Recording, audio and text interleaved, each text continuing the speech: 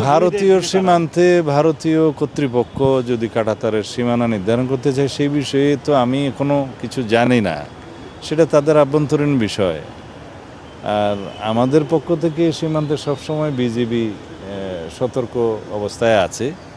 পশ্চিমবঙ্গে এটা নির্বাচন হয়েছে, এটা একটা অঙ্গরাজ্য, সেখানে সরকারের রাজনৈতিক দলের পরিবর্তন হয়েছে, নতুন একটি রাজনৈতিক সরকার গঠিত হয়েছে সেখানে অঙ্গরাজ্য হিসেবে।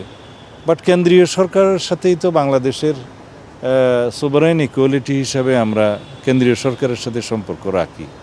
কোনো অঙ্গরাজ্যে সরকার পরিবর্তন হলো কিনা সেটা দিয়ে আমাদের পররাষ্ট্র সম্পর্ক নির্ভর করে না।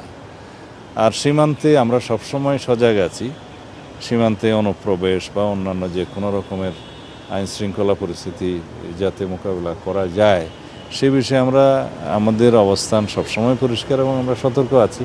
আমাদের বিজিবি সতর্ক আছে। কিছু অপপ্রচারও আছে যেগুলো পুরাতন ভিডিও টিডিও, বিভিন্ন রাজ্যের পুরাতন ভিডিও টিডিও আমি শুনছি, বিভিন্ন কি যেন এটা অ্যাকাউন্ট থেকে এগুলো যাচ্ছে। বাট সত্যিকার অর্থে এরকম কোনো ঘটনা আমাদের নজরে আসেনি, পররাষ্ট্র মন্ত্রণালয়ের কাছে সে নজরে আসেনি।